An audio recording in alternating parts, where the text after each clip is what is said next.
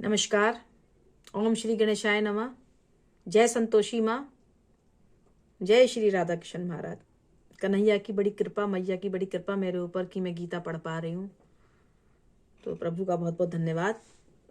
आज हम गीता का 3रा अध्याय पढ़ेंगे, जिसमें हमने ये सीखा कि अर्जुन पूछ रहे हैं भगवान श्री कृष्ण से कि एक तरफ तो आप मुझे आत्मा, परमात्मा, पुनर्जन्म ये सब बता रहे हैं जो कि संन्यास का मार्ग है, और वही दूसरी तरफ आप मुझसे युद्ध लड़ने के लिए कह रहे हैं जो कि कर्म का मार्ग है।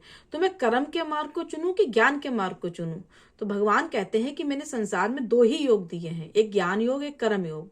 तुम्हें कर्म योग चुनना होगा, क्योंकि तुम्हें संसार में धन कमाना है, भोजन की व्यवस्था करनी है, बच्चों का पालन पोषण करना है।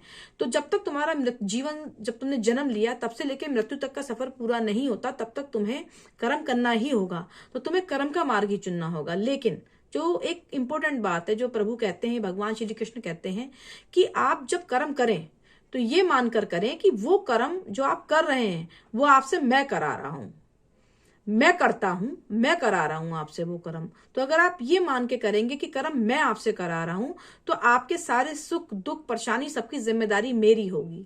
आपको जिन चीजों की आवश्यकता है वो स्वयं मैं आपको दूंगा।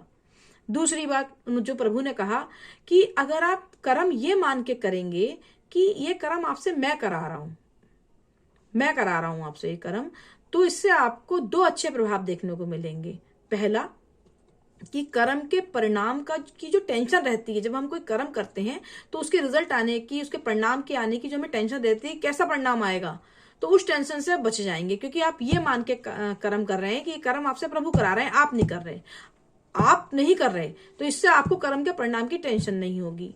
दूसरी बात, जब आपकी बुद्धि स्थिर होगी, बहुत शांत चित्त से काम कर रहे होंगे, तो प्रभु कर रहे हैं, मेरे द्वारा करवा रहे हैं, तो आपकी बुद्धि स्थिर रहेगी, तो आप और अधिक मेहनत कर पाएंगे। ठीक। अच्छा, एक बात यह है कि हम जैसे ट्रेन में खड़े हैं और एक गठरी है जो हमारी सिर पे रखी है, बहुत भीड़ है, बैठने की जगह नहीं मिल पा रही, हम खड़े हैं, गठरी हमारे सिर पे रखी है वजन की। तो जब ट्रेन हमारा भी वजन उठा रही है, जो हमारे सिर पे गठरी रखी है उसका भी वजन उठा रही है, तो हम क्यों ना उस गठरी को उतार के ट्रेन पे रख दें? क्यों अपनी खोपड़ी पे हमने लादा हुआ है? अच्छा, इसी अध्याय में अर्जुन भगवान श्री कृष्ण से कहते हैं कि जब हम आपकी संतान हैं, हम आपका अंश हैं, हम परमात्मा का अंश हैं, तो फिर हम गलतियां क्यों करते हैं? कितना अच्छा प्रश्न है कि जब हम परमात्मा का अंश हैं तो हम गलतियां क्यों करते हैं? तो इस पे भगवान श्री कृष्ण कहते हैं कि मनुष्य की प्रकृति भोग विलास की है, इच्छाएं रखता है, भोग विलास की इच्छाएं रखता है। तो जब वो इच्छाएं रखता है तो उन इच्छाओं के लिए प्रयास करता है। जब वो प्रयास असफल हो जाते हैं तो उसे गुस्सा आता है और फिर उसका अपनी इंद्रियों पे कंट्रोल नहीं रहता, फिर वो गलत काम करता है। तो इस सब के जड़ में क्या चीज बैठी है? इन सब के जड़ में बैठी है इच्छा। प्रभु इच्छा करने के लिए मना करते हैं। वो कहते हैं आप अपनी स्वयं की कोई इच्छा ना रखें, आप हर काम को ये मान के करें कि मैं आपसे ये काम करा रहा हूं, फिर सारी जिम्मेदारी मेरी है। इधर आपने इच्छा करी नहीं, इधर आपका बेड़ा गर्क हुआ नहीं। कैसे? प्रभु कहते हैं, भगवान श्री कृष्ण अर्जुन से कहते हैं कि जब हम इच्छा करी, हमने इच्छा को पहले इच्छा रखी, फिर इच्छा को पूरा करने के लिए प्रयास करा, प्रयास असफल हुआ, हमें क्रोध आया, क्रोध के बाद में हमारी इंद्रियों पे कंट्रोल नहीं रहा और हमने करे गलत काम। अब इसको कैसे कंट्रोल करेंगे? उन्होंने कहा कि जो शरीर है हमारा, उसे कंट्रोल करती है हमारी इंद्रियां, इंद्रियों को कंट्रोल करता है हमारा मन, मन को कंट्रोल करती है बुद्धि, और बुद्धि को कंट्रोल करती है हमारी आत्मा, क्योंकि हम परमात्मा का अंश है। तो जो आत्मा है वो बुद्धि को कंट्रोल करती है। तो प्रभु ने कहा कि आप पहले तो इच्छा ना रखें मन में। सबसे जो बड़ी इस अध्याय में बल दिया गया है वो इस बात पे दिया गया है कि आप इच्छा रखे बगैर भगवान का काम समझ के हर काम को करें। आप रोज का भी काम कर रहे हैं, आप खाना बना रहे हैं, आप नौकरी पे जा रहे हैं, आप कुछ भी काम कर रहे हैं, तो आपको ये मान के करना है कि मैं नहीं कर रहा, ये भगवान मुझसे करा रहे हैं, मेरी इसमें कोई इच्छा नहीं है, मैं तो उदासीन हूं, मेरा इससे कोई मतलब, मैं तो न्यूट्रल हूं, मेरा कोई मतलब ही नहीं है।